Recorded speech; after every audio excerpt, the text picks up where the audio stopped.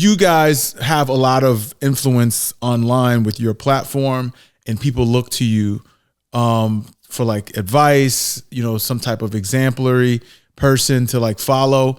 But my question to you is, like, what are your thoughts on people learning about relationships online as a whole? Because it's a very unique space to be able to gather information for something that's so personal to an individual. 100%, man. It's both. It's both like a good thing and it's both a bad thing. Okay. Because we with social media, we have so much access to other people, and we have also access to information.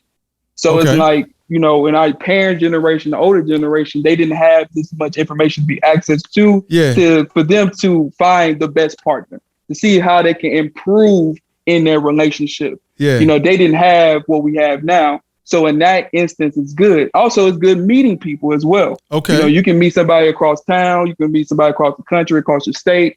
That's all pluses of having the internet and social media. Now, here's where we get. This is what we get. That's the part I'm waiting on. This is where it gets. This is where it gets scared. Okay. Because everybody has an opinion. Everybody has some kind of influence out there, whether people believe it or not. Like, people are more followers than they are leaders. It's easier to just listen to somebody. Okay. It's easier to just follow what they say and believe what they say rather than doing the research yourself. Okay.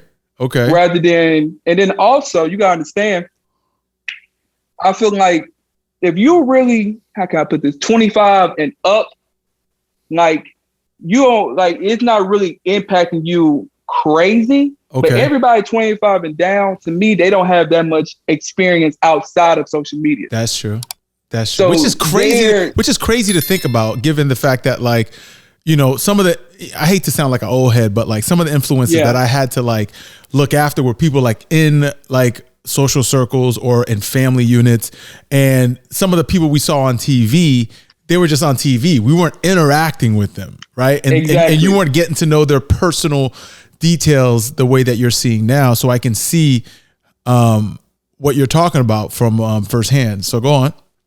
Yeah, no, 100%. Because, these people are looking for answers, and they're also looking for relatability too. If this guy has been in my position and I see him in a position that I want to be in, I'm more prone to listen, especially if I don't have friends in school, if I don't have older siblings, I don't have mentors in my life.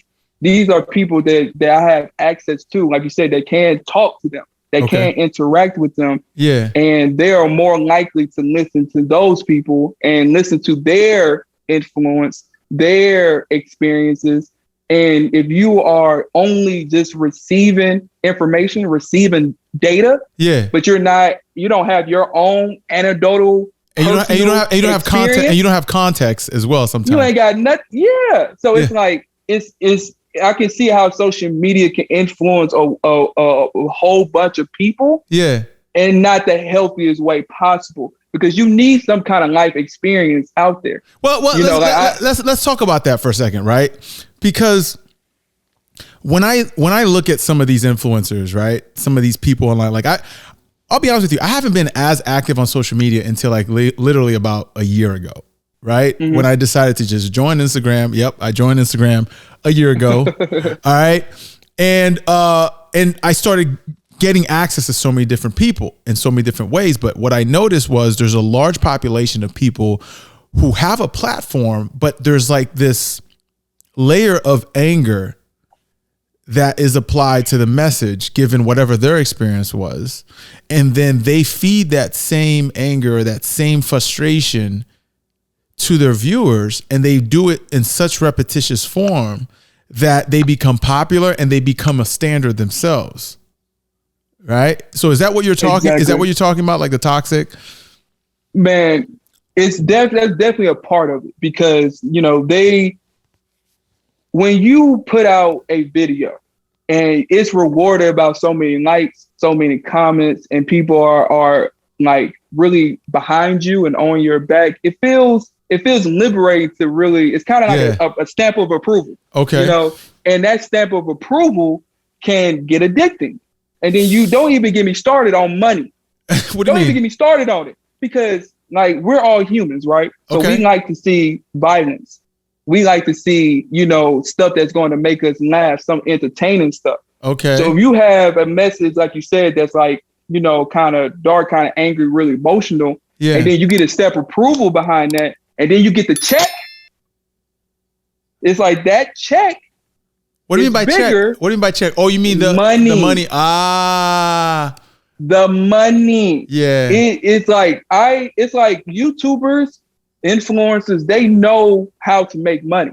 Okay. If I can make a video that can flame up women and say like, there's all the things that's wrong with women, I know what I can get from that, versus like, you know, here's why, or here's how you should love a woman. Yeah. Oh, you're saying the analytics are in favor of the negativity. That's how they make a lot of money. That's because like you got to think about it. And even in popular channels or popular television, popular movies, it's always the entertainment, some violence, some kind of drama. When there's like positive, educational, informational, some can consider it as boring. Some consider it as school. Yeah, like a TED Talk. Exactly. So when you add that kind of mix into it, it makes it more enticing to talk about the things that is more negative, or like you said, it's not even like it got to be positive and negative. It's just it's triggering. It's more triggering.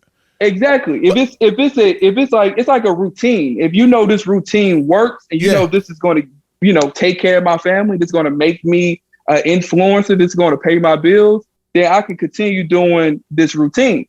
Let me ask you a question. Let me ask you a question though, right? And be honest with me. Like, you guys have done content that sways on both ends of the spectrum, right? I think 100%. you guys address issues with men. You guys address issues with women. But I do know that you guys focus on bettering men. That's just given what I've seen from the content. But there are instances where you do talk about, you know, the impact of like how modern women are behaving as well as modern men. 100%. And then you guys do talk about like, you know, how to be better people and so on and so forth. But be honest with me, which types of content, given what we're talking about right now, out of all those options, give you some of the like best bang for the buck or get the most impact on the internet? Is it the negative stuff? Is it the negative stuff you're talking about? The positive stuff you're talking about, or the neutral stuff? No, it's more of the negative that gets the more views.